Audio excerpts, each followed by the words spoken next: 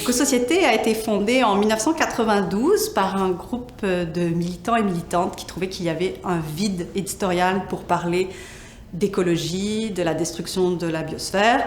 Ils ont fondé l'Institut pour une éco-société qui voulait au début faire des conférences, des livres, des universités d'été. Ils se sont vite rendus compte que faire une maison d'édition en tant que telle, c'était un énorme travail.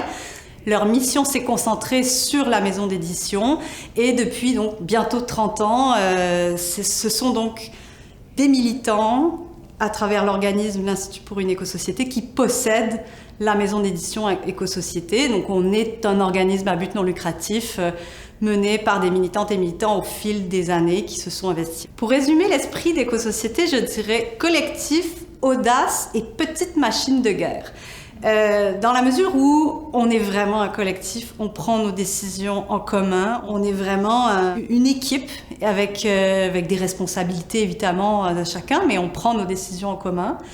Audace parce qu'on n'a pas peur de défricher d'autres sentiers un petit peu moins connus. Il y a quelques années, on s'est lancé dans la bande dessinée.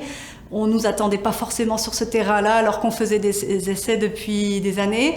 On a annoncé dernièrement qu'on allait essayer de s'adresser davantage aux adolescents dans nos essais. Pour finir, petite machine de guerre, pourquoi ?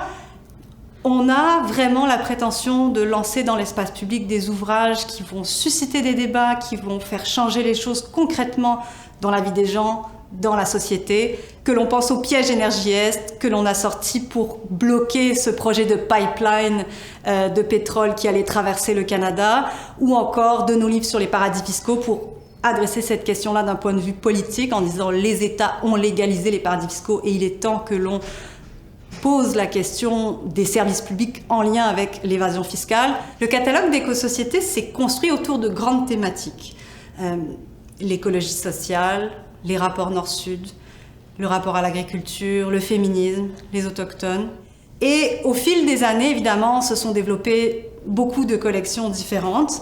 On a notre collection que je dirais plus classique, qui comporte nos essais comme Face à l'Anthropocène de Yann Angus, qui nous explique le rôle du capitalisme fossile dans la crise du système terrestre. À travers les années, on a réalisé que les gens avaient besoin aussi de passer des idées à l'action. Et c'est pour ça qu'on a développé une collection guide pratique qui s'appelle depuis Savoir-faire. Et c'est Jean-Martin Fortier avec le jardinier maraîcher, manuel d'agriculture biologique sur petite surface, qui a littéralement fait exploser la maison d'édition. Je pense qu'on peut le dire comme ça. C'est un best-seller que l'on n'attendait pas, puisque c'est pour former des maraîchers en biologique, mais les gens se le sont appropriés pour leur propre jardin. Aussi, au gré des rencontres, évidemment, comme tout éditeur, je voudrais parler aussi de Stijn van Oosteren, cet auteur néerlandais parisien qui nous a livré Pourquoi pas le vélo dernièrement et qui est un outil extraordinaire pour tout cycliste ou non cycliste pour expliquer pourquoi on doit transformer nos villes de façon sécuritaire pour les vélos. Au fil du temps, les collections se forgent aussi en fonction des différentes paroles qui arrivent chez nous.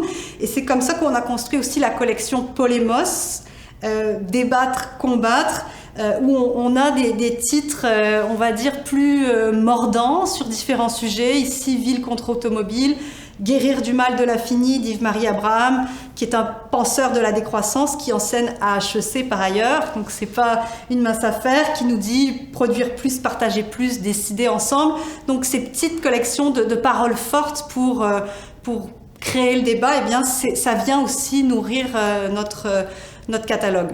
Nous avons aussi des récits politiques, des formes hybrides, où le jeu s'installe au milieu de l'essai politique, ce qui était moins classique à l'époque.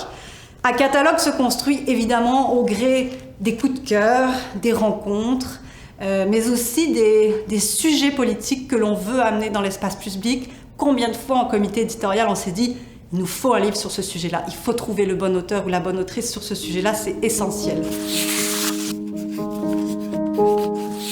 Ces auteurs de Pour une écologie du 99% ont voulu renverser tous les mythes et les lieux communs autour de la lutte contre les changements climatiques. Par exemple, le problème c'est la surconsommation, le problème c'est la surpopulation, le marché du carbone va nous sauver, les technologies vont nous sauver. Nous ne sommes pas trop sur Terre, il y a trop d'entreprises polluantes. Le problème ce n'est pas que l'on surconsomme, mais il y a une surproduction de produits sûrement inutiles, mais qui créent des GES. C'est une mine d'or pour tous vos débats en famille et entre amis, pour réfléchir à comment lutter efficacement contre les changements climatiques. Dans le milieu de l'essai, il y a des militants, il y a des écrivains, écrivaines de longue date.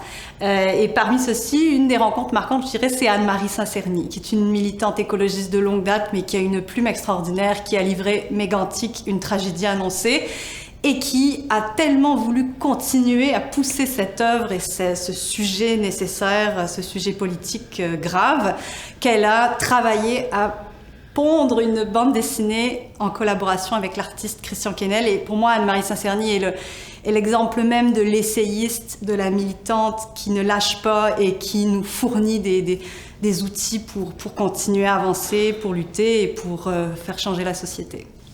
Parmi les titres phares de la maison, évidemment, les ouvrages de Noam Chomsky, que nous avons été un des premiers éditeurs à traduire en français pour ses textes politiques. Éco-Société est distribué en Europe francophone et diffusé par Harmonia Mundi Livres. Nous avons réussi aussi à faire rayonner nos ouvrages par des traductions, notamment Le Jardinier maraîcher, traduit dans plus de 10 langues. Plus récemment, on a fait traduire Coué, je te salue, Conversation sur le racisme en allemand, ou encore L'abeille et la ruche, manuel d'apiculture écologique en turc.